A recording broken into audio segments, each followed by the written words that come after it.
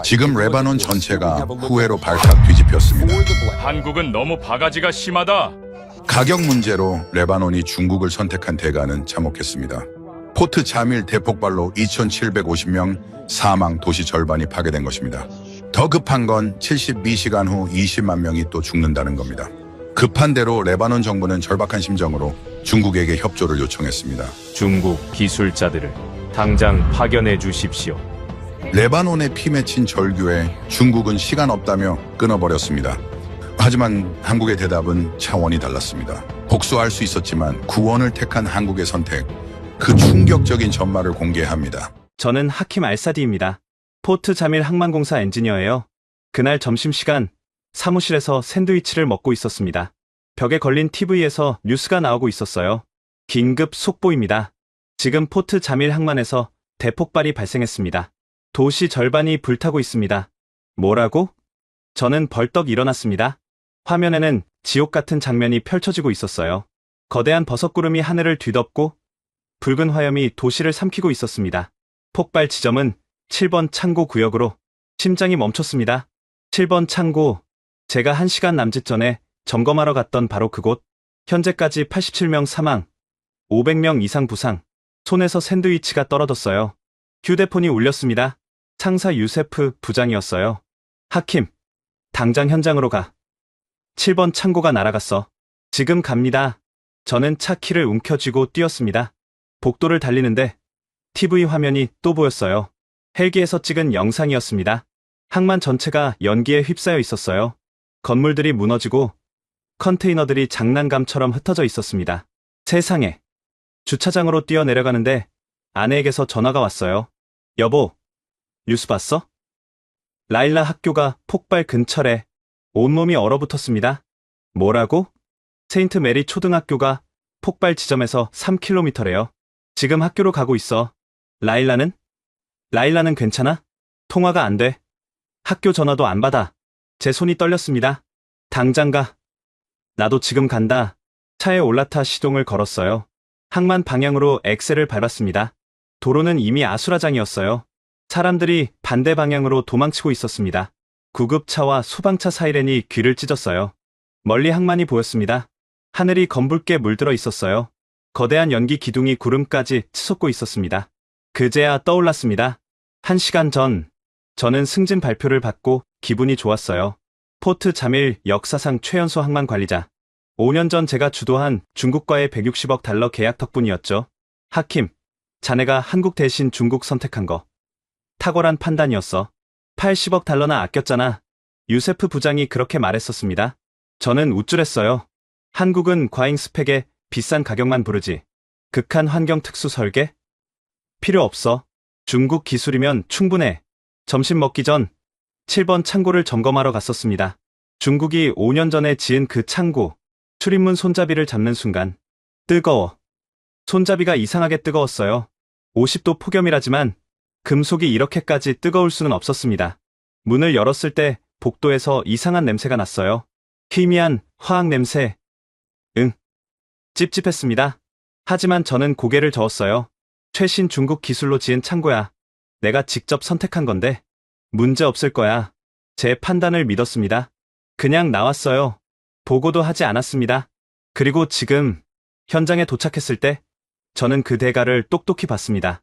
7번 창고가 있던 자리에는 거대한 구덩이만 남아 있었어요. 주변 건물들은 모두 무너졌고 컨테이너들이 뒤틀려 있었습니다. 사람들이 피를 흘리며 비명을 지르고 있었어요. 소방관들이 화염과 싸우고 있었고 구조대원들이 잔해 속에서 사람을 찾고 있었습니다. 지옥이었습니다. 저는 차에서 내려 멍하니 서 있었어요. 제가 무시한 경고, 제 오만함, 제 판단에 대한 맹목적인 믿음, 그것들이 지금 87명의 목숨을 앗아간 겁니다. 이게 내가 한 거야. 입술이 떨렸습니다. 바로 그때였어요. 누군가 제 팔을 잡았습니다. 하킴, 정신 차려. 누군가 제 어깨를 흔들었습니다. 소방대장 아흐마드였어요. 지금 멍하니 있을 때가 아니야. 부상자들을 병원으로 실어 나르는 중이야. 저는 고개를 끄덕였습니다. 하지만 다리가 떨렸어요. 구급차가 계속 도착하고 있었습니다. 들것에 실린 사람들이 피를 흘리며 신음하고 있었어요. 어떤 이는 온몸에 화상을 입었고 어떤 이는 건물 잔해에 깔려 있었습니다. 살려주세요. 살려주세요. 한 남자가 제 발을 붙잡았어요. 얼굴이 그을려 있었습니다. 제발, 제 아내를, 저기 자네 속에 구조대원들이 그를 들것에 실었습니다. 저는 그 장면을 보며 그날 오전을 떠올렸어요. 오전 9시 반, 승진 발표가 났을 때였습니다. 하킴 알사디, 항만 관리자 승진을 축하합니다. 이사회 회의실에서 박수가 터졌어요. 저는 가슴을 펴고 일어섰습니다. 축하하네. 하킴, 자네 나이에 관리자가 되다니. 유세프 부장이 악수를 청했어요. 특히 5년 전 중국 건설사 선택, 그거 정말 탁월했어. 한국은 20억 달러 불렀잖아. 극한 환경 특수 설계에, 나노 코팅에, 온갖 걸 다 넣더니. 저는 코웃음 쳤습니다. 과잉 스펙이죠. 우리가 남극에 사는 것도 아니고 중국 기술이면 충분합니다. 맞아. 그래서 12억에 계약했잖아. 80억 달러를 아낀 거야. 회사 역사상 최고의 협상이었지. 저는 우쭐했어요. 제 판단이 옳았다는 확신이 있었습니다. 한국이나 독일 같은 서방 기업들은 항상 과장하잖아요. 비싼 가격 받으려고 온갖 기술 용어를 갖다 붙이는 거죠. 오전 11시, 저는 7번 창고 구역 인수인계를 받으러 갔습니다. 하킴, 여기가 7번 구역이야. 5년 전 중국 CSCC가 지은 거지. 전임 관리자 카림이 서류를 건넸어요. 특별히 문제된 적 없어. 그냥 정기 점검만 잘하면 돼. 저는 서류를 훑어봤습니다. 완벽해 보였어요. 좋습니다. 직접 한번 둘러볼게요. 7번 창고 앞에 섰을 때였습니다. 출입문 손잡이를 잡는 순간. 손을 뗐어요. 뜨거웠습니다. 금속 손잡이가 이상하게 뜨거웠어요. 이상한데? 카림이 물었습니다. 뭐가? 손잡이가 너무 뜨거운데요. 50도 폭염이라지만 이 정도까지는. 그거? 남양이라 햇빛 많이 받아서 그래. 신경 쓸 거 없어. 저는 고개를 끄덕였습니다. 그럴 수도 있겠지. 장갑을 끼고 문을 열었어요. 복도로 들어서는 순간 코를 찌르는 냄새가 났습니다. 희미하지만 분명한 화학 냄새. 이게 무슨 냄새죠? 냄새? 나는데? 카림이 코를 킁킁거렸어요. 잘 모르겠는데 뭐 화학물질 저장하는 곳이니까 그럴 수도 있지. 찝찝했습니다. 하지만 저는 그냥 넘어갔어요. 최신 중국 기술로 지은 창고야. 내가 직접 선택한 건데 괜찮을 거야. 제 판단을 믿었습니다. 복도를 따라 걸었는데 벽이 묘하게 따뜻했어요. 손을 대보니 미지근했습니다. 벽도 좀 따뜻한 것 같은데 외벽이 햇빛 받아서 그래. 여긴 원래 더운 곳이잖아. 저는 더 이상 묻지 않았습니다. 창고 안으로 들어갔어요. 거대한 공간에 파란색 드럼통들이 가득 쌓여 있었습니다. 저게 뭡니까? 화학 비료 원료래. 암모늄 모시기. 2년 전에 들어온 거야. 5년? 응. 수입업자가 파산해서 그냥 방치됐대. 처리 비용이 비싸서 아무도 안 가져간대. 불안한 느낌이 들었습니다. 이거 안전한 겁니까? 중국 회사가 보증했어. 60도까지 안전하대. 서류에 다 나와 있어. 저는 서류를 다시 봤어요. 안전인증서가 있었습니다. 중국 국가품질검사원 도장이 찍혀 있었어요. 중국 정부가 보증한 거네? 문제 없겠지? 그렇게 생각하고 나왔습니다. 보고도 하지 않았어요. 그리고 지금 그 판단이 87명을 죽였습니다. 현장에서 휴대폰이 또 울렸습니다. 아내 파티마였어요. 여보, 라일라 찾았어요. 심장이 쿵 내려앉았습니다. 괜찮아? 네. 학교가 폭발 반대편이었어요. 애들은 다 대피했대요. 지금 체육관에 모여 있어요. 눈물이 핑 돌았습니다. 다행이다. 정말 다행이야. 여보는 괜찮아요? 저는 주변을 봤어요. 지옥 같은 현장이었습니다. 응. 나는 괜찮아. 하지만 괜찮지 않았어요. 전화를 끊고 다시 현장을 봤습니다. 소방관들이 화염과 싸우고 있었고 구조대원들이 잔해를 뒤지고 있었어요. 하킴, 유세프 부장이 달려왔습니다. 얼굴이 새하였어요. 이게 대체 무슨 일이야? 7번 창고에 뭐가 있었던 거야? 암모늄 질산염이요. 화학 비료 원료래요. 뭐? 그게 왜 거기 있어? 5년 전에 들어와서 방치됐다고 들었습니다. 유세프의 얼굴이 일그러졌어요. 5년? 그럼 중국이 창고 지을 때부터 있었다는 거잖아? 네. 왜 보고 안 했어? 오늘 오전에 인수인계 받았잖아. 목소리가 높아졌습니다. 저는 할 말이 없었어요. 손잡이가 뜨거웠어요. 화학 냄새도 났고요. 하지만 뭐? 카림이 괜찮다고 했어요. 햇빛 때문이라고. 그리고 중국 안전 인증서도 있었고 유세프가 머리를 감싸 쥐었습니다. 하킴, 잔원 15년차 엔지니어야. 현장 본능을 믿었어야지.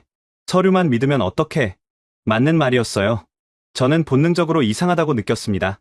뜨거운 손잡이, 화학 냄새, 따뜻한 벽. 모두 경고였어요. 하지만 저는 무시했습니다. 왜? 제 판단에 대한 자만심 때문이었어요. 내가 직접 선택한 중국 건설사인데 내 판단이 틀릴 리 없어.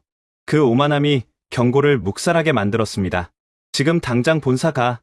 이사회 긴급회의가 소집됐어. 네. 저는 비틀거리며 차로 향했습니다. 1시간 후 본사 회의실. 이사회 임원들이 모두 모여 있었어요. 분위기가 살벌했습니다. 하킴, 설명해보게. 회장이 차갑게 말했어요. 저는 오전에 있었던 일을 설명했습니다. 손잡이, 냄새, 모든 것을. 그런데 왜 보고하지 않았나? 카림이 괜찮다고 했고 안전인증서도 있었습니다. 안전인증서? 회장이 서류를 받아봤어요. 이게 중국 국가품질검사원 인증이라고? 네. 회장이 서류를 책상에 내던졌습니다. 60도까지 안전? 오늘 포트 잠일 기온이 51도였어. 그 창고는 남향이라 내부는 70도는 넘었을 거야. 저는 아무 말도 못했습니다. 더 큰 문제가 있네. 부회장이 다른 서류를 꺼냈어요. 7번 창고 바로 옆이 8번 구역인데 거기가 LNG 저장 탱크야. 20만 톤 규모지. LNG, 액화, 천연가스. 폭발 충격으로 탱크가 무사할까? 회의실이 조용해졌습니다. 지금 당장 확인해야 해. 만약 탱크에 균열이라도 생겼으면 부회장이 말을 잊지 못했어요. 모두가 알고 있었습니다. 20만 톤 LNG 탱크가 폭발하면 반경 10km가 초토화된다는 걸. 포트 잠일 전체가 사라진다는 걸. 하킴, 지금 당장 현장 가서 확인해. 네. 저는 벌떡 일어났습니다. 다시 차를 몰아 현장으로 향했어요. 가슴이 두근거렸습니다. 제발 탱크는 무사하길. 현장에 도착했을 때는 오후 4시였습니다. 8번 구역으로 향했어요. LNG 저장 탱크가 있는 곳이었습니다. 7번 창고에서 100m 떨어진 곳이었어요. 소방대원들이 저를 막았습니다. 여긴 출입 금지 구역입니다. 저 항만 관리자 하킴 알사디입니다. 탱크 상태 확인하러 왔어요. 대원이 무전기로 확인하더니 통과시켰어요. 조심하세요. 아직 불안정합니다. 저는 고개를 끄덕이고 들어갔습니다. 탱크가 보였어요. 거대한 은색 원통형 구조물. 높이 40m, 지름 60m. 멀리서 봤을 때는 멀쩡해 보였습니다. 다행이다. 하지만 가까이 다가갔을 때 숨이 멎었습니다. 탱크 외벽에 거대한 균열이 보였어요. 세로로 길게 난 균열. 길이가 최소 12m는 됐습니다. 이럴 수가. 다리가 풀렸어요. 균열 부위에서 미세하게 김이 새어나오고 있었습니다. LNG가 기화하고 있다는 증거였어요. 손이 떨렸습니다. 열화상 카메라를 꺼내 균열을 스캔했어요. 화면에 붉은색이 나타났습니다. 92도. 외부 기온은 51도인데 균열 부위는 92도였어요. 내부 압력이 높아지고 있다는 뜻이었습니다. 안 돼. 안 돼. 저는 탱크 주변을 돌았어요. 반대편에도 균열이 있었습니다. 더 작지만 분명한 균열. 폭발 충격파가 탱크 전체를 흔들었던 거예요. 중국산 탱크. 5년 전 제가 직접 선택한 중국 CSCC가 지은 탱크. 당시 한국 포스코 건설도 입찰에 참여했었습니다. 극한 환경 특수 설계입니다. 이중 차폐막과 내진 구조로 한국 측 설명을 듣고 저는 코웃음 쳤었죠. 과잉 스펙이야. 우리가 지진지대도 아니고 중국은 8억 달러 저렴했어요. 그래서 선택했습니다. 그리고 지금 그 판단이 도시 전체를 위험에 빠뜨렸습니다. 휴대폰을 꺼내 유세프에게 전화했어요. 부장님, 큰일입니다. 뭐가? LNG 탱크에 균열이 생겼어요. 12m짜리 균열이 2개. 전화 너머로 숨소리가 들렸습니다. 지금. 뭐라고? 균열 부위 온도가 92도예요. 내부 압력이 높아지고 있습니다. 시간이 얼마나 남았어? 저는 계산했습니다. 현재 온도 상승 속도로 보면 72시간입니다. 3일 안에 폭발할 겁니다. 3일? 유세프의 목소리가 떨렸어요. 그럼 도시 전체를 대피시켜야 해. 20만 명을. 그게 가능할까요? 모르겠어. 일단 본사로 돌아와. 긴급 대책회의 해야 해. 전화를 끊었습니다. 저는 주저앉아 탱크를 봤어요. 거대한 시한폭탄이었습니다. 어떡하지? 어떻게 막지? 그때 떠오른 게 있었습니다. 5년 전. LNG 탱크 입찰 때 받았던 제안서들. 저는 차로 뛰어갔어요. 본사로 향하며 비서에게 전화했습니다. 5년 전 LNG 탱크 입찰 서류 찾아줄 수 있어? 지금요? 응급이야. 당장 찾아줘. 본사에 도착했을 때 비서가 서류 상자를 들고 있었어요. 여기 있습니다. 저는 상자를 들고 제 사무실로 뛰어갔습니다. 서류를 꺼내 펼쳤어요. 3개 회사가 입찰에 참여했었습니다. 한국 포스코 건설, 독일 지멘스, 중국 CSCC, 한국 제안서를 펼쳤습니다. 포트 자밀 LNG 저장 탱크 건설 제안, 금액 20억 달러. 저는 당시 이 금액을 보고 비웃었었죠. 한국 애들이 미쳤나? 중국보다 8억이나 비싸. 하지만 지금 다시 보니 눈에 들어오는 게 있었습니다. 극한 환경 특수 설계, 영하 20도에서 영상 60도 환경 대응, 이중 차폐막 시스템, 내진 구조 설계, 실시간 압력 모니터링, 그리고 마지막 페이지, 포트 자밀 환경 분석 보고서. 뭐지? 보고서를 펼쳤어요.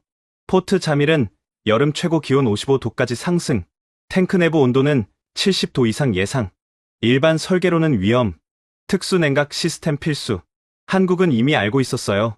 포트 자밀의 극한 환경을. 그래서 특수 설계를 제안한 거였습니다. 하지만 저는 귀담아 듣지 않았어요. 중국 제안서를 펼쳤습니다. 금액 12억 달러, 표준 LNG 저장 탱크, 국제안전기준 준수, 중국 국가품질검사원 인증. 그게 전부였어요. 극한 환경에 대한 언급은 없었습니다. 당시 저는 이렇게 생각했었죠. 표준 설계면 충분해. 국제 기준만 지키면 돼. 한국은 과잉이야. 그 판단이 지금 도시를 위험에 빠뜨렸습니다. 저는 한국 제안서 마지막 장을 넘겼어요. 연락처가 적혀 있었습니다. 포스코 건설 중동지사, 소장 강석원, 전화, 5년 전 번호. 지금도 유효할까? 저는 망설였습니다. 자존심이 상했어요. 5년 전 제가 거절한 회사에 이제 와서 도움을 청한다고? 하지만 창밖을 봤습니다. 멀리 항만 방향에서 여전히 검은 연기가 피어오르고 있었어요. 87명이 죽었습니다. 3일 후면 20만 명이 죽을 수도 있어요. 자존심이 중요한가? 생명이 중요한가? 저는 핸드폰을 들었습니다. 번호를 눌렀어요. 신호음이 울렸습니다. 삐, 삐, 삐. 제발, 받아줘. 3번째 신호음 후. 여보세요? 포스코 건설 중동지사입니다. 심장이 뛰었습니다. 저는 포트 자밀 항만공사 하킴 알사디입니다. 네. 하킴 씨, 무슨 일이시죠? 강석원 소장님과 통화할 수 있을까요? 강 소장님은 지금 회의 중이신데요. 급한 일이세요? 네. 아주 급합니다. 생사가 걸린 문제예요. 잠시 침묵이 흘렀습니다. 잠시만 기다리세요. 보류음이 들렸어요. 1분이 영원처럼 길었습니다. 그리고 하킴 씨, 중년 남성의 차분한 목소리였습니다. 강석원입니다. 5년 만이네요. 목소리가 떨렸어요. 강 소장님, 도와주실 수 있습니까? 무슨 일이죠? 저는 모든 걸 설명했습니다.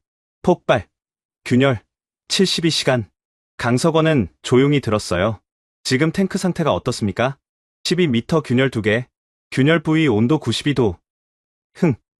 한숨 소리가 들렸습니다. 5년 전 제가 경고했었죠.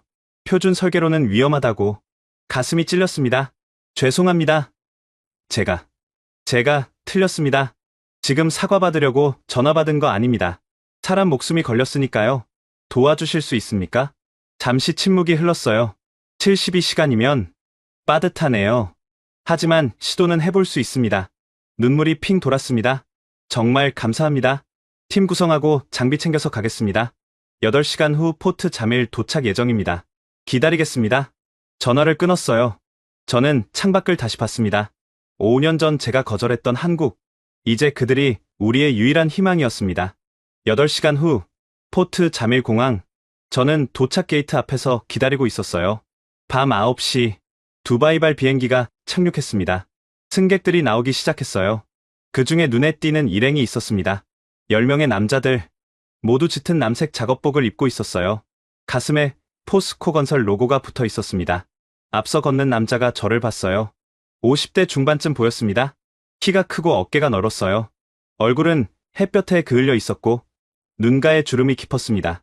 하킴 씨, 강석원 소장님? 우리는 악수를 나눴습니다. 그의 손에 굳은 살이 가득했어요. 책상에만 앉아 있는 사람이 아니었습니다.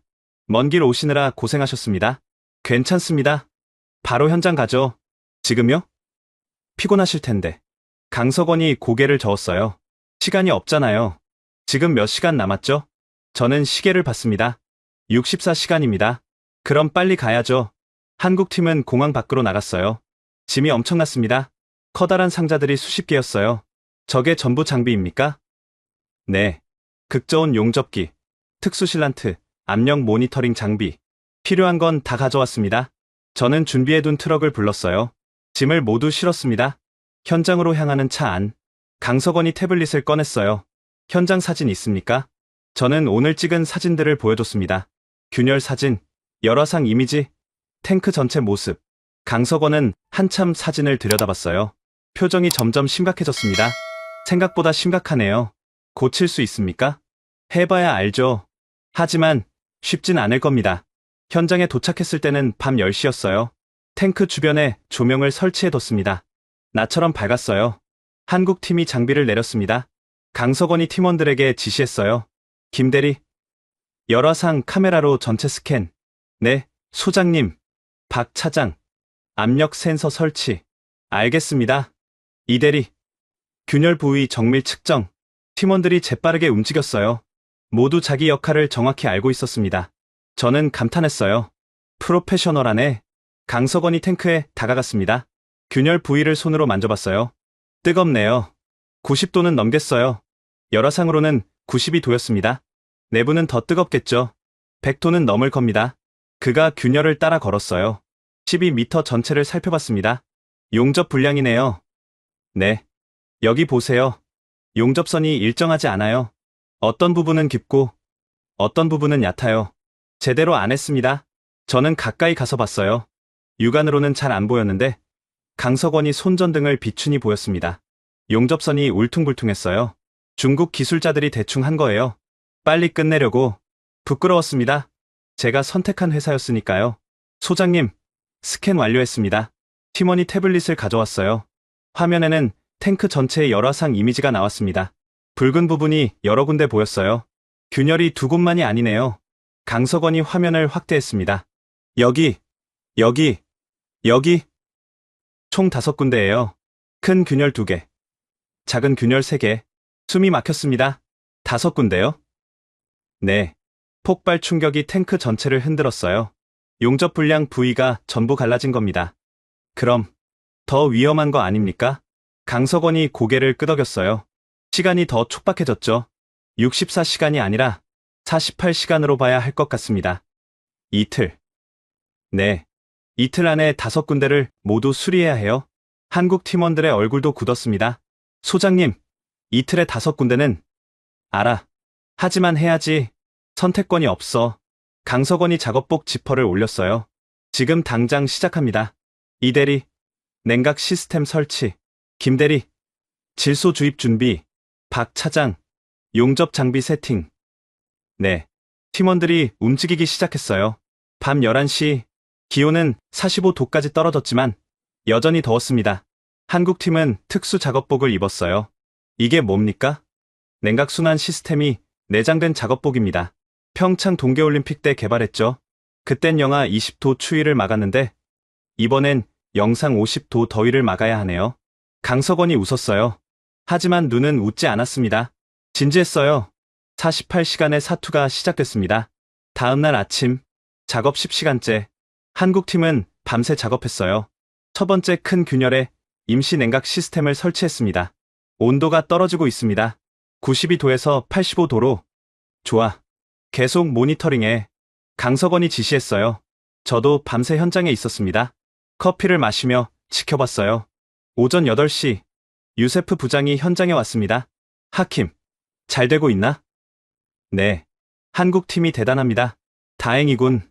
그런데 유세프의 표정이 어두웠어요. 문제가 생겼어. 무슨? 중국 대사관에서 연락 왔어.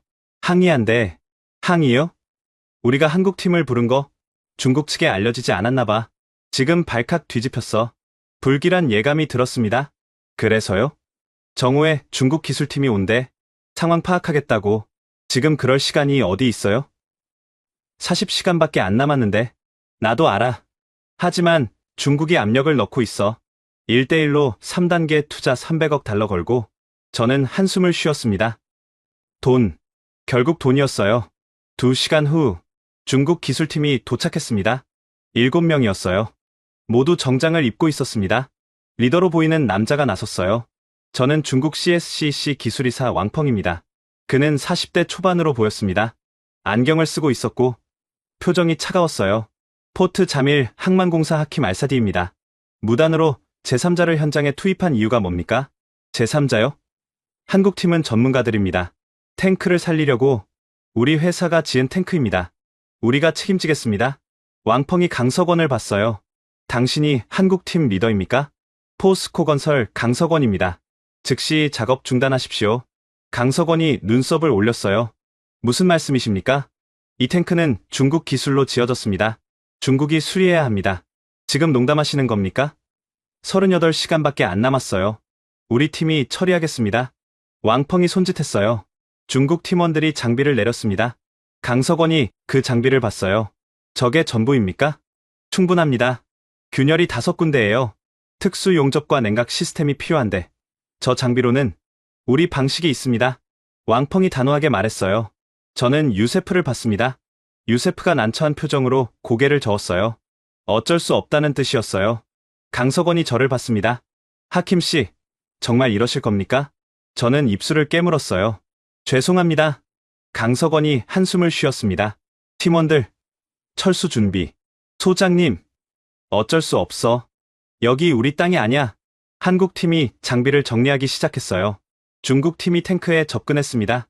왕펑이 균열을 봤어요. 생각보다 크네요. 그래서 특수 장비가 필요하다니까요. 강석원이 말했습니다. 괜찮습니다. 우리 나노 실란트로 막으면 됩니다. 나노 실란트? 최신 중국 기술입니다. 어떤 균열도 막을 수 있죠. 왕펑이 자신만만하게 말했어요. 하지만 저는 불안했습니다. 정말 괜찮을까? 오전 11시 한국 팀이 떠났습니다. 강석원이 마지막으로 제게 말했어요. 하킴 씨, 제 명함입니다. 문제 생기면 언제든 연락하세요. 감사합니다. 그리고 조심하세요. 저 사람들 프로가 아니에요. 네. 정장 입은 걸 보세요. 현장 기술자가 아니라 관리직이에요. 실제 작업 경험이 없을 겁니다. 강석원이 떠난 후 중국 팀이 작업을 시작했어요.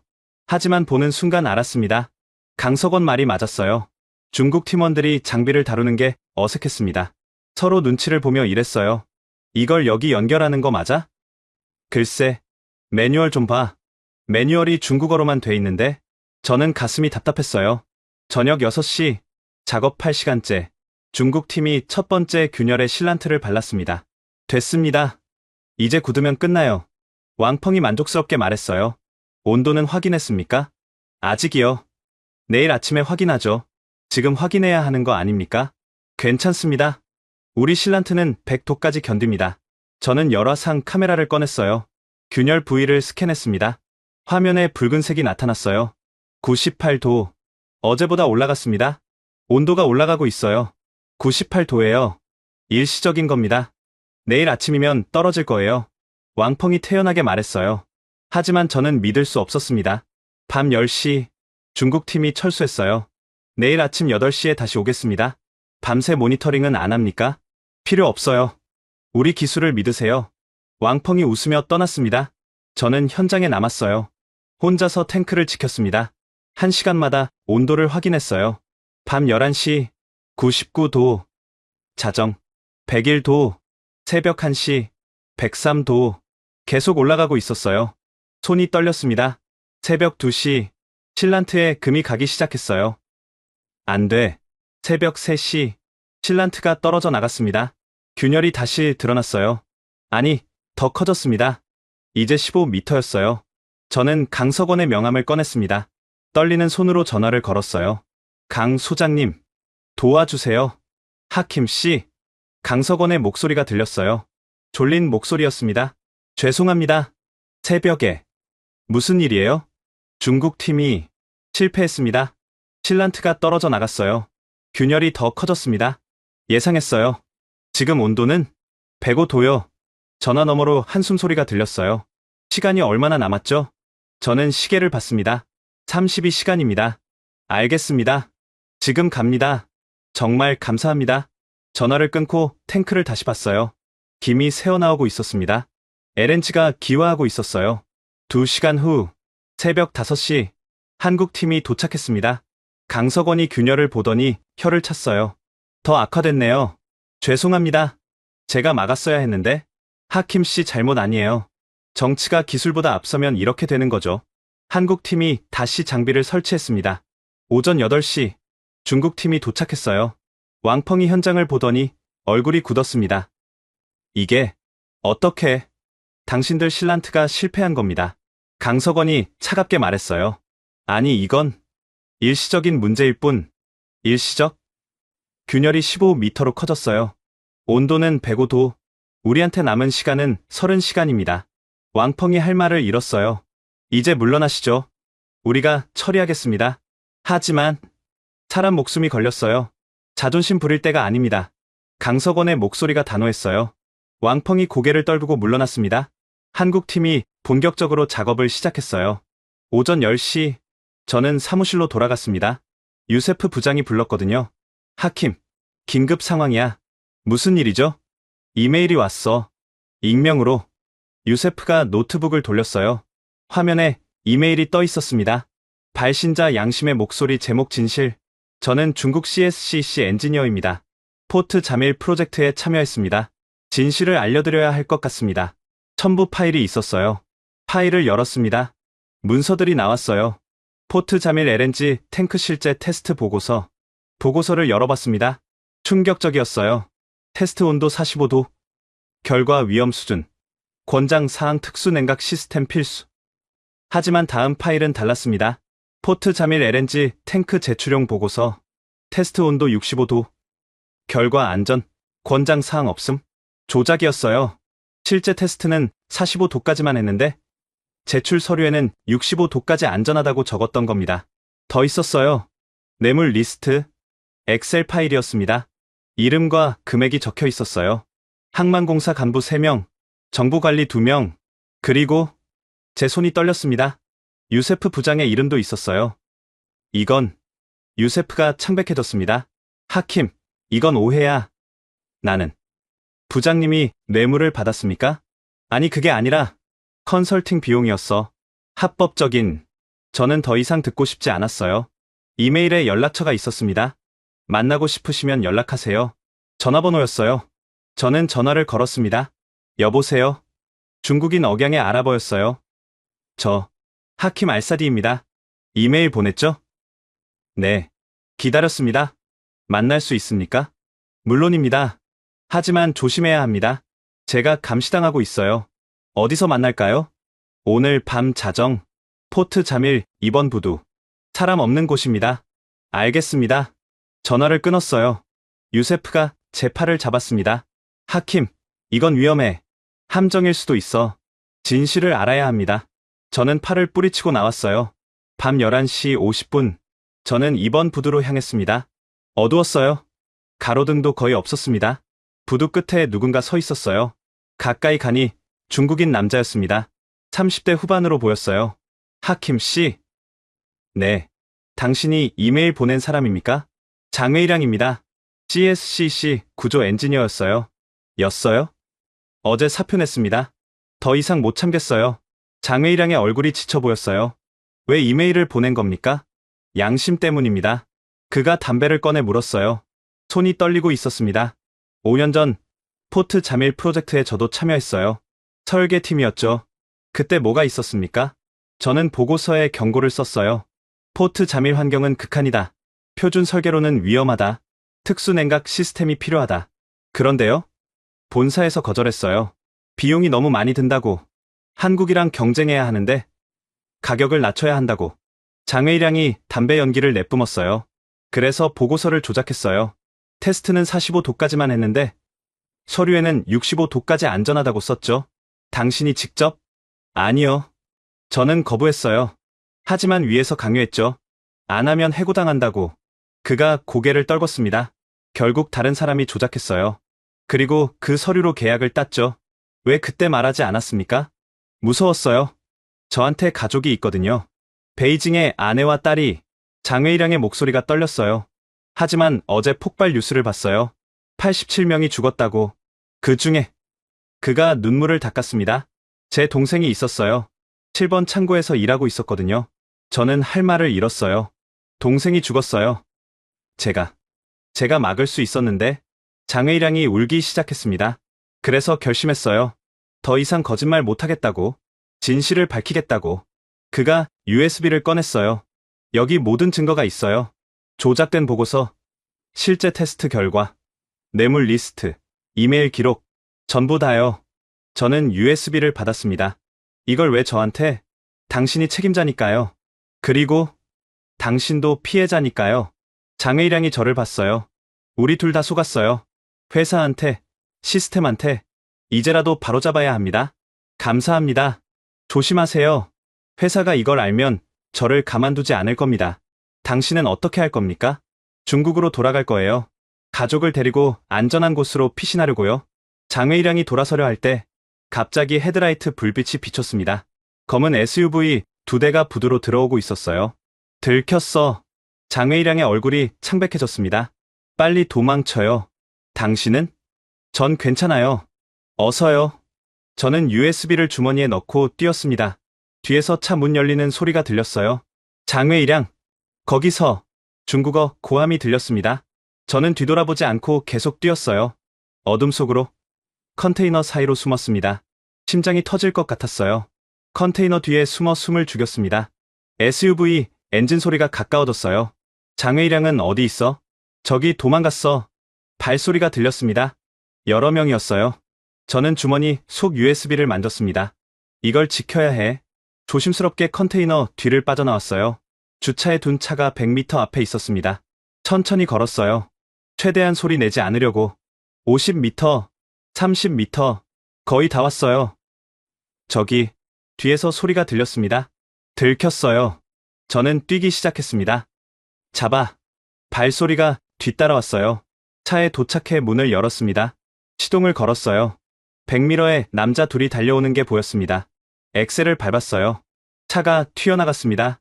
부두 출구로 향했어요. 뒤에서 SUV가 따라왔습니다.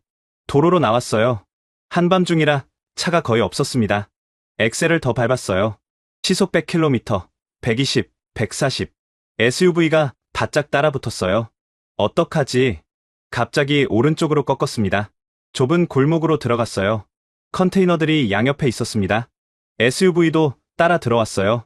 골목 끝에 다른 길이 보였습니다. 왼쪽으로 꺾었어요. SUV가 미처 꺾지 못하고 컨테이너를 들이받았습니다. 쾅! 100m로 보니 SUV가 멈춰섰어요. 성공했다. 하지만 다른 SUV 한 대가 더 있었습니다. 계속 따라오고 있었어요. 큰 도로로 나왔습니다. 집 쪽으로 향했어요. 아니, 안 돼. 집으로 가면 안 돼. 저는 방향을 바꿨습니다. 반대 방향으로. SUV가 계속 따라왔어요. 30분을 도망쳤습니다. 마침내 SUV를 따돌렸어요. 저는 한적한 곳에 차를 세웠습니다. 손이 떨렸어요. 온몸이 땀으로 젖어 있었습니다. USB를 꺼내봤어요. 이 작은 것에 진실이 들어 있었어요. 휴대폰을 꺼냈습니다. 강석원에게 전화를 걸었어요. 여보세요? 강 소장님, 저 하킴입니다. 하킴 씨? 지금 새벽 2시인데 중요한 증거를 입수했습니다. 중국이 모든 걸 조작했어요. 뭐라고요? 저는 장외일양에게 들은 이야기를 했습니다. 지금 어디 계세요? 차 안이요. 추적당했어요. 위험해요. 지금 당장 안전한 곳으로 가세요. 어디로요? 현장으로 오세요. 우리가 지키고 있어요. 알겠습니다. 저는 시동을 걸고 현장으로 향했습니다. 주변을 계속 확인했어요. 따라오는 차가 없는지. 1시간 후 현장에 도착했습니다. 한국팀이 여전히 작업 중이었어요. 강석원이 저를 봤어요. 괜찮으세요? 네. 이거요. 저는 USB를 건넸습니다. 강석원이 노트북에 꽂았어요. 파일들을 열어봤습니다. 표정이 점점 굳어졌어요. 이건 범죄예요. 알아요. 이걸 왕실에 보고해야 해요. 네. 그럴 생각입니다. 강석원이 저를 봤어요. 용기 있는 선택이에요. 하킴 씨. 아니에요. 이미 늦었어요. 87명이 죽었는데 지금이라도 막는 게 중요해요. 더 많은 사람을 구할 수 있으니까요. 저는 고개를 끄덕였습니다. 그날 밤, 저는 현장에서 USB 파일들을 정리했어요. 왕실에 보고할 자료를 만들었습니다. 그리고 다음날 아침, 운명의 순간이 다가왔습니다. 다음날 오전 10시, 저는 왕궁으로 향했습니다. 술탄 이브라임 왕자가 저를 직접 만나겠다고 했거든요. 왕궁 정문에서 검색을 받았어요. USB도 확인당했습니다. 이게 뭡니까? 증거, 자료입니다. 왕자님께 직접 보여드려야 해요. 경비원이 무전으로 확인했어요. 통과하세요. 안으로 들어갔습니다. 거대한 복도를 따라 걸었어요. 대리석 바닥이 빛나고 있었습니다. 집무실 문 앞에 섰습니다. 문이 열렸어요. 들어오시오. 중년 남성의 목소리였습니다. 술탄 이브라임 왕자가 책상 뒤에 앉아 있었어요. 50대 초반으로 보였습니다. 전통 복장 대신 양복을 입고 있었어요. 하킴 알사디입니까? 네. 왕자님. 앉으시오. 저는 의자에 앉았습니다. 왕자가 서류를 보고 있었어요. 포트 자밀 폭발 사고 보고서를 봤소. 당신이 담당 관리자더군. 죄송합니다. 사과 듣자고 부른 게 아니오. 지금 상황을 설명해 보시오. 저는 모든 것을 설명했습니다. 폭발, LNG 탱크 균열, 한국팀, 중국의 방해, 장외 일양. 왕자는 조용히 들었어요. 증거가 있다고 했소? 네. 저는 USB를 꺼냈습니다. 왕자가 비서에게 눈짓했어요. 비서가 노트북을 가져왔습니다. USB를 꽂았어요. 파일들이 화면에 나타났습니다. 왕자가 하나하나 열어봤어요. 조작된 보고서, 실제 테스트 결과, 뇌물 리스트, 이메일 기록. 왕자의 표정이 점점 굳어졌습니다. 유세프 부장의 이름도 여기 있군. 네. 당신 상사 아닙니까? 네. 하지만 진실이 더 중요합니다. 왕자가 저를 봤어요. 용기 있는 선택이요. 왕자가 파일을 더 봤습니다. 특히 용접 분량 보고서를 오래 봤어요. 이게 사실이라면 우리가 속은 거요. 네. 중국이 처음부터 거짓말을 했습니다. 왕자가 한숨을 쉬었어요. 1대1로 꿈 같은 프로젝트라고 했지. 중국 자본으로 인프라를 짓겠다고. 하지만 품질은 알아요. 하지만 정치는 복잡하오. 중국은 우리 석유 최대 수입국이오. 하루에 200만 배럴을 사가지. 왕자가 창밖을 봤어요. 그리고 1대1로 3단계, 300억 달러 투자 약속이 있어. 우리 경제에 중요한 돈이지. 하지만 왕자님, 생명이. 알아요. 왕자가 책상을 쳤습니다. 나도 알아요. 돈보다 생명이 중요하다는 거. 하지만 왕자가 다시 앉았어요. 국가를 운영하는 건 단순하지 않소. 모든 결정에 정치가 따라오지. 저는 할 말을 잃었어요. 잠시 침묵이 흘렀습니다. 왕자가 다시 USB 파일을 봤어요.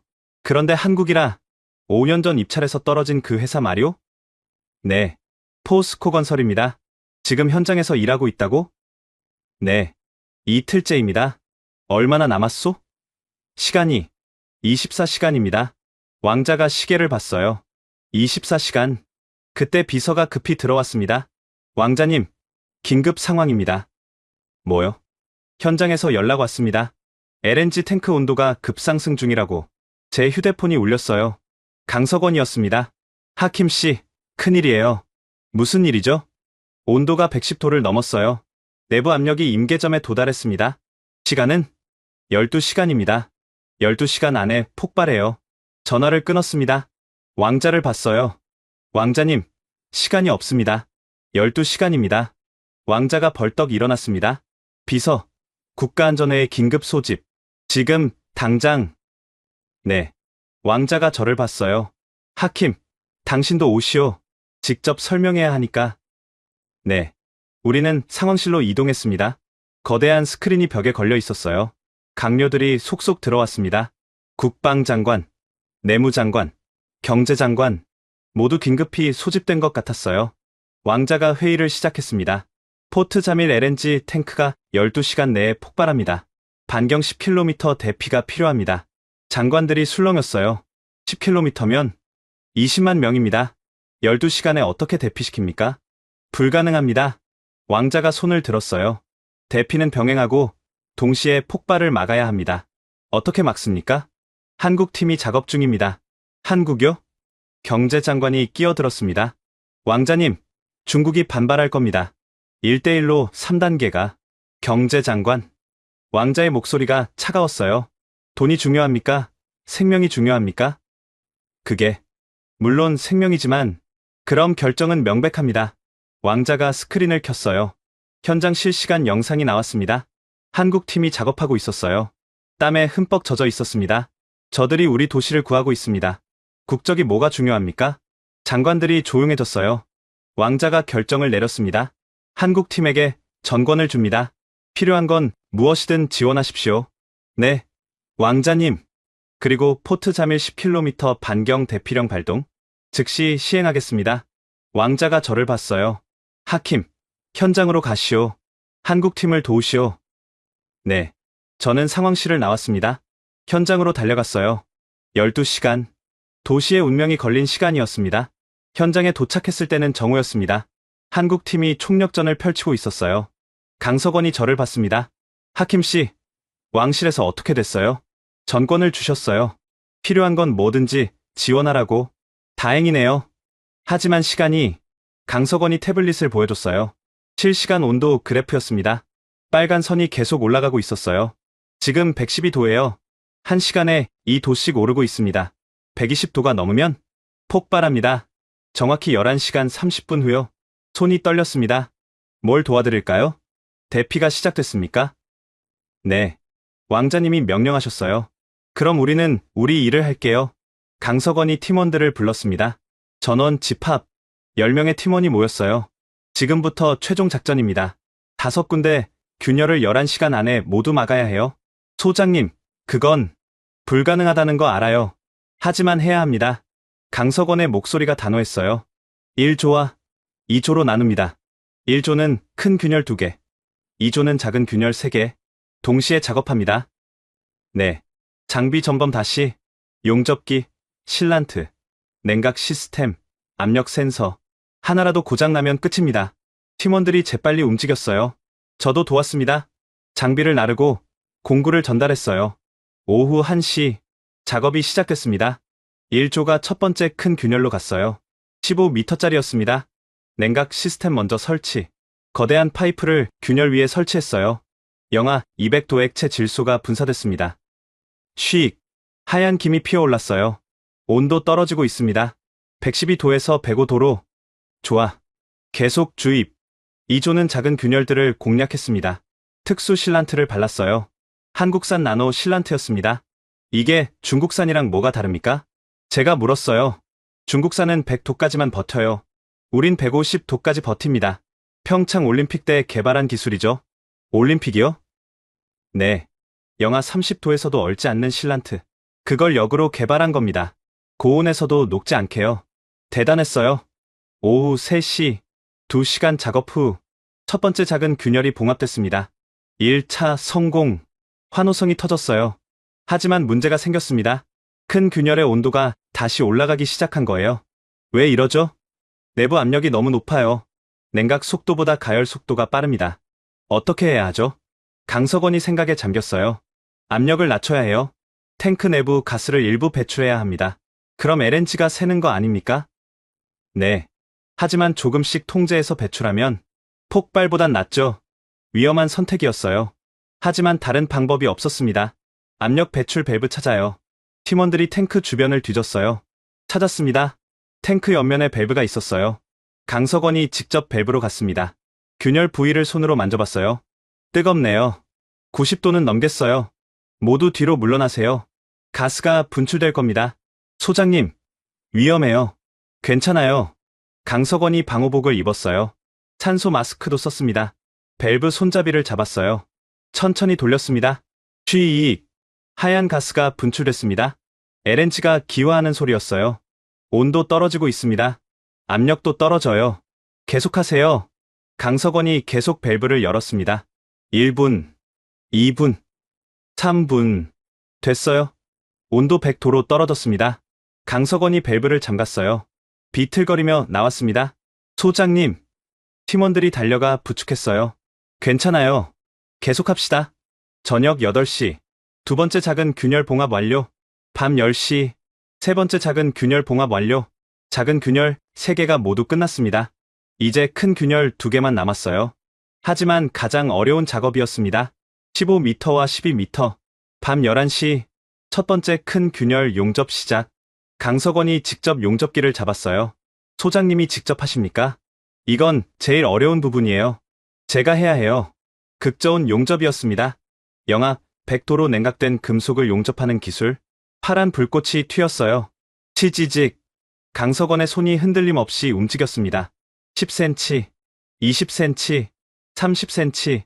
천천히 진행됐어요. 자정. 용접 3m 완료. 아직 12m가 남았습니다. 새벽 1시. 강석원이 잠시 쉬었어요. 땀이 비 오듯 흘렀습니다. 물 좀. 팀원이 물을 건넸어요. 강석원이 마셨습니다. 시간이 얼마나 남았죠? 저는 시계를 봤습니다. 5시간입니다. 충분하지 않네요. 포기하실 겁니까? 아니요. 끝까지 해야죠. 강석원이 다시 용접기를 잡았어요. 새벽 2시. 용접 6m 완료. 절반이 끝났습니다. 하지만 강석원의 손이 떨리기 시작했어요. 소장님, 교대하시죠? 아니야. 나만 할 수 있어. 이 각도는. 그때였습니다. 갑자기 탱크에서 큰 소리가 났어요. 쿵. 내부 폭발음이었습니다. 뭐야? 내부 압력이 다시 올라갔어요. 온도는? 115도. 안 돼. 온도가 다시 치솟고 있었습니다. 시간이 얼마 안 남았어요. 3시간입니다. 강석원이 이를 악물었어요. 속도를 높여야 해요. 하지만 소장님, 그럼 용접 품질이 선택권이 없어. 강석원이 용접 속도를 높였습니다. 불꽃이 더 강렬하게 튀었어요. 1m, 2m, 3m. 새벽 4시. 첫 번째 큰 균열 용접 완료. 성공했습니다. 환호성이 터졌어요. 하지만 기뻐할 시간이 없었습니다. 마지막 균열 시작. 두 번째 큰 균열. 12m. 그리고 남은 시간 2시간. 저는 하늘을 봤어요. 동이 트기 시작했습니다. 새벽 4시 30분. 마지막 균열 앞. 강석원이 용접기를 들었어요. 하지만 손이 심하게 떨렸습니다. 소장님, 괜찮으세요? 괜찮아. 하지만 괜찮지 않았어요. 20시간 연속 작업. 몸이 한계에 다다른 겁니다. 소장님, 제가 할게요. 팀원 박 차장이 나섰습니다. 박 차장. 자네가? 네. 평창 때 배웠잖아요. 소장님한테. 강석원이 고개를 끄덕였어요. 부탁해. 박 차장이 용접기를 받았습니다. 준비 자세를 취했어요. 시작합니다. 치지직. 파란 불꽃이 튀었습니다. 10cm, 20cm, 30cm. 순조로웠어요. 하지만 1m 지점에서 문제가 생겼습니다. 여기 균열이 더 깊어요. 용접봉이 닿지 않았습니다. 어떡하죠? 더 깊이 파야 해요. 균열 속까지. 시간이. 해야죠. 특수 드릴로 균열을 더 팠어요. 10분이 걸렸습니다. 귀중한 10분. 새벽 5시. 용접 재개. 1m, 2m, 3m. 순조로웠습니다. 하지만 그때 쿵. 탱크 내부에서 또 폭발음이 났어요. 온도 급상승. 얼마나? 120도. 안 돼. 임계점이었습니다. 120도를 넘으면 폭발합니다. 얼마나 남았어? 9m요. 시간은? 저는 시계를 봤습니다. 1시간 10분. 불가능했어요. 9m를 1시간에 용접한다는 건 속도를 최대한 높여. 박 차장이 용접 속도를 올렸습니다. 품질을 포기하고 속도만 택한 겁니다. 위험한 선택이었어요. 하지만 다른 방법이 없었습니다. 4m, 5m, 6m. 새벽 5시 30분. 온도 122도. 버텨요. 조금만 더. 7m, 8m. 이제 1m. 마지막 1m.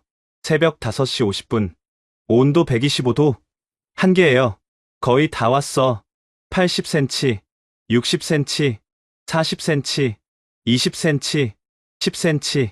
새벽 5시 58분. 완료. 박 차장이 용접기를 내려놓았습니다. 모두가 숨을 죽였어요. 온도계를 봤습니다. 125도, 124도, 123도. 떨어지기 시작했어요. 온도 하강. 압력도 떨어져요. 성공입니다. 환호성이 터졌습니다. 팀원들이 서로 껴안았어요. 강석원이 주저앉았습니다. 해냈다. 해냈어. 저도 무릎이 꺾였어요. 땅에 주저앉아 울었습니다. 감사합니다. 정말 감사합니다. 하늘이 밝아오고 있었어요. 새벽 6시, 해가 떠올랐습니다. 포트 자밀의 새로운 아침이었습니다. 강석원이 일어났어요.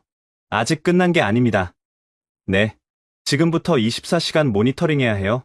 용접이 제대로 됐는지 확인해야죠. 그럼. 네. 하루 더 기다려야 합니다. 팀원들이 교대로 감시를 시작했어요. 1시간마다 온도와 압력을 체크했습니다. 오전 10시, 온도 115도, 정오, 110도, 오후 3시, 105도, 계속 떨어지고 있었어요. 오후 6시, 100도, 안전 수준에 진입했습니다. 성공한 것 같습니다. 강석원이 미소 지었어요. 밤 9시, 95도, 완전히 안정화됐습니다. 이제 됐어요. 성공입니다. 한국팀이 서로 껴안았어요. 24시간의 사투, 10명의 한국인이 20만 명을 구했습니다. 저는 강석원에게 다가갔어요. 뭐라고 감사를 드려야 할지. 괜찮습니다. 우리 일을 한 것뿐이에요. 아니에요. 당신들은 영웅입니다. 강석원이 고개를 저었어요. 영웅은 아니에요. 그냥 기술자일 뿐이죠. 하지만, 하킴 씨, 강석원이 제 어깨에 손을 얹었어요. 진짜 영웅은 하킴 씨예요. 진실을 말할 용기를 낸 사람. 자존심을 버리고 도움을 청한 사람. 그게 진짜 용기죠. 가슴이 뭉클했습니다. 그리고 장외일양 씨도요. 그가 없었으면 우리도 몰랐을 거예요. 장외일양. 그의 이름을 듣는 순간 불안한 예감이 들었습니다. 장외일양 씨, 어떻게 됐을까요? 연락해 보셨어요? 아니요. 그날 밤 이후로 저는 휴대폰을 꺼냈습니다. 장외일양에게 전화를 걸었어요. 삐, 고객님이 전화를 받지 않습니다. 다시 걸었어요. 또 안 받았습니다. 불길했어요. 혹시 그때 뉴스 속보가 떴습니다. 휴대폰 화면에 중국인 남성 교통사고로 사망, 피해자 신원 장외일양, 39살, 휴대폰을 떨어뜨렸습니다. 안 돼. 뉴스를 읽었어요.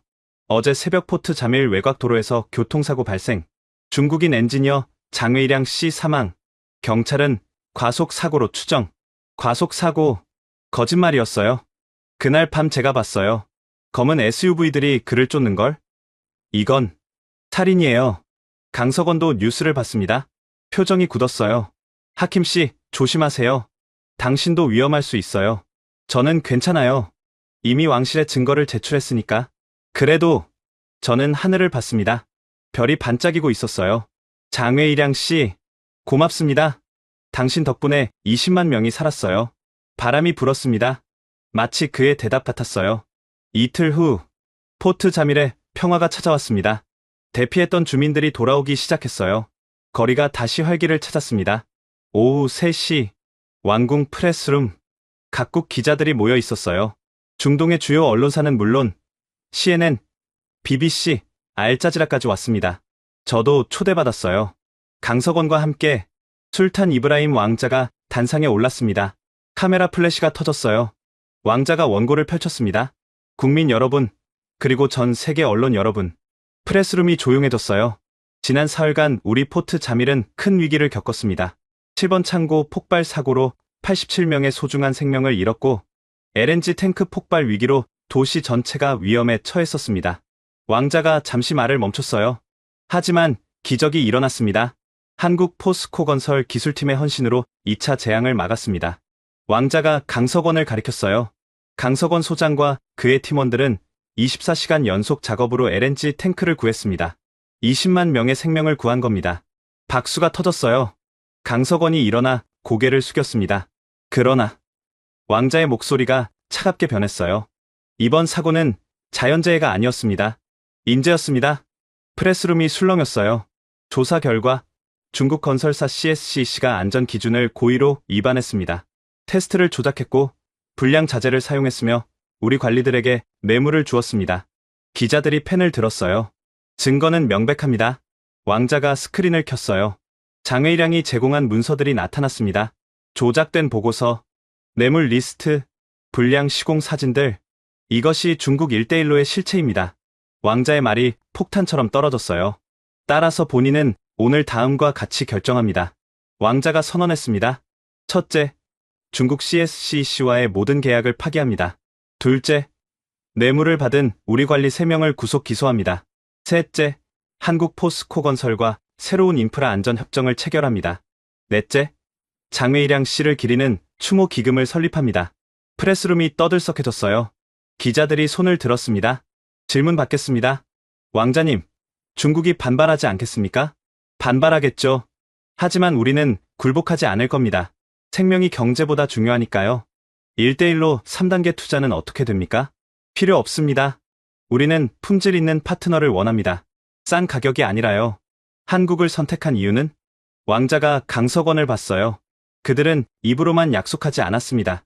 직접 행동으로 보여줬죠. 24시간 동안 목숨 걸고 일했습니다. 그게 진짜 파트너십입니다. 박수가 터졌어요. 기자회견이 끝난 후 왕자가 저와 강석원을 따로 불렀습니다. 두 분께 감사 인사를 하고 싶습니다. 영광입니다. 왕자님. 하킴, 자네는 국가산업안전위원회 위원장을 맡아주게. 네. 우리 인프라 전체를 점검해야 해. 중국이 지은 건 물론 다른 나라 것도. 자네가 적임자야. 감사합니다. 왕자님. 왕자가 강석원을 봤어요. 강 소장, 장기 계약을 제안하고 싶소. 우리 인프라 안전 고문으로. 영광이지만 한국에 돌아가야 해서요. 한 달에 일주일만 와 주시오. 우리 엔지니어들을 교육해 주시면 됩니다. 강석원이 생각했어요. 그 정도라면 가능할 것 같습니다. 좋소. 계약서를 준비하겠소. 우리는 악수를 나눴습니다. 새로운 시작이었어요.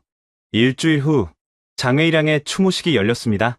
포트 자밀중앙공원. 수백 명이 모였어요. 저는 추도사를 읽었습니다. 장외일양 씨는 진실을 위해 모든 것을 걸었습니다. 그의 용기가 없었다면 우리는 여전히 거짓 속에 살았을 겁니다. 그를 잊지 않겠습니다. 장외일양의 아내와 딸이 중국에서 왔어요. 저는 그들에게 다가갔습니다. 남편분이 영웅이셨습니다. 아내가 울었어요. 감사합니다. 남편이 옳은 일을 했다는 걸 알아주셔서. 장학금을 만들었어요. 장외일양 진실 장학금. 양심 있는 엔지니어를 키우는 거예요. 남편이 좋아했을 거예요. 추모식 후 저는 공원 벤치에 앉았습니다. 강석원이 옆에 앉았어요. 하킴 씨, 후회하지 않으세요? 뭐려? 5년 전 한국을 선택하지 않은 것. 저는 한참 생각했어요. 후회하죠. 매일 후회해요. 87명이 제 판단 때문에 죽었으니까. 하지만 하킴 씨 덕분에 20만 명이 살았어요. 그래도 과거는 바꿀 수 없어요. 하지만 미래는 바꿀 수 있죠. 강석원이 하늘을 봤어요. 하킴 씨는 지금 옳은 길을 가고 있어요. 그걸로 충분합니다. 그 말이 위로가 됐어요. 2달 후 중국 정부가 공식 사과했습니다. CSCC 경영진 5명이 구속됐어요. 변화가 시작되고 있었습니다. 6개월 후 저는 국가산업안전위원회 위원장이 되어 있었어요.